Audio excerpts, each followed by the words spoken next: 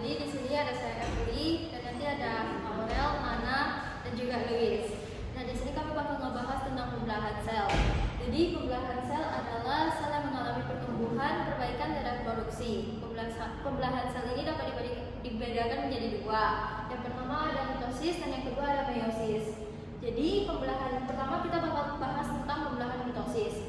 Nih, kalau kita nengok di sini, apa sih pembelahan mitosis ini? Nah, pembelahan mitosis ini adalah pembelahan yang terjadi di sel-sel tubuh kita, yang dimana jumlah dari sel anak itu bakal sama dengan jumlah dari sel induknya.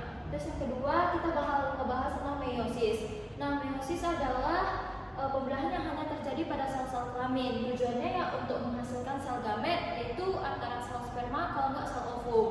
Nah, kalau kita nengok dari penjelasannya nanti, kita bakal ketahui bahwa jumlah dari sel gamet itu bakal setengah dari jumlah si kromosom induknya. Jadi sel-sel yang sudah dihasilkan dari sini itu nanti disebut dengan sel haploid.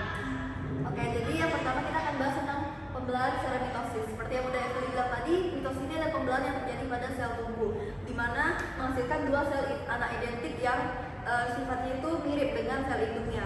Di sini ada 5 tahapan, tapi sebelumnya itu ada tahapan yang pertama, yaitu tahapan interfase, di mana sel-sel ini dia mulai menyiapkan diri untuk melakukan pembelahan. Nah, selanjutnya ada tahapan interfase. Di tahapan interfase ini nukleus atau sel inti itu dia mulai terbentuk, kemudian kromatinnya mulai memendek sehingga kromosomnya juga mulai memadat.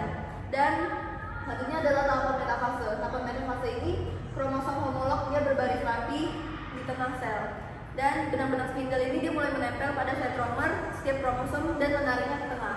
Selanjutnya adalah tahapan anafase. Nah, pada tahapan anafase ini kromosom yang tadinya berpasangan kini memisahkan diri menjadi kromosom tunggal.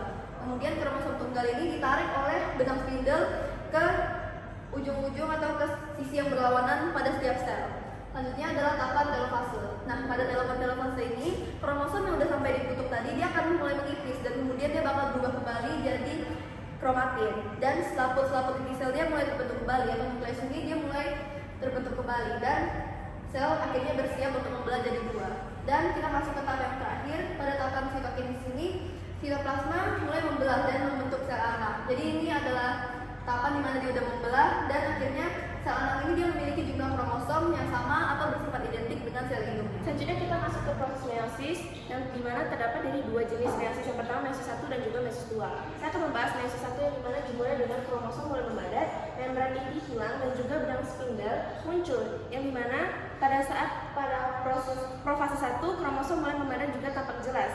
Yang kemudian kromosom homolog kemudian dibagi menjadi berpasangan dua-dua. Pada fase ini juga terjadi yang namanya crossing over, yaitu pertukaran segmen kromatik yang membuat variasi genetik, yang dimana inti sel mulai menghilang dan juga benang spindle mulai terbentuk. Kemudian kita masuk ke metafase 1, yang dimana pasangan kromosom homolog tadi berbaris rapi di tengah sel. Penempatannya acak sehingga menghasilkan kombinasi gen yang berbeda di setiap sel anaknya. Kemudian kita masuk ke anafase 1, yang dimana setiap pasangan kromosom homolog tersebut ditarik ke kutub sel yang berlawanan. Kemudian kromatin saudara masih tetap menempel dan juga belum terpisahkan. Dan yang ketiga itu adalah masuk ke telofase 1. Kromosom tiba di kutub sel dan sel mulai membelah, sehingga hasilnya adalah dua sel haploid yang masih memiliki kromosom rangkap, yang dimana hal tersebut terjadi di meiosis 1.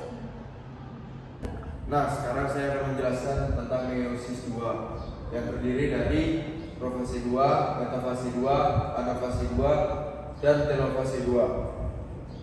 Yang pertama, pada profase 2, kedua sel haploid bersih.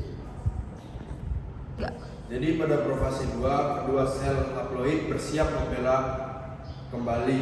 Membran inti menghilang dan benang spindle terbentuk lagi. Lalu pada metafase 2, kromosom berbaris di tengah sel, tetapi kali ini tidak berpasangan. Setiap kromosom menempel pada benang spindle. Lalu pada anafase yang kedua, kromatid saudara akhirnya berpisah dan bergerak menuju kutub yang berlawanan. Dan yang terakhir pada telofase 2, setiap sel menyelesaikan pembelahannya lalu terbentuk menjadi 4 sel haploid yang masing-masing berbeda secara genetik. Nah, sekian dari presentasi kami. Terima kasih.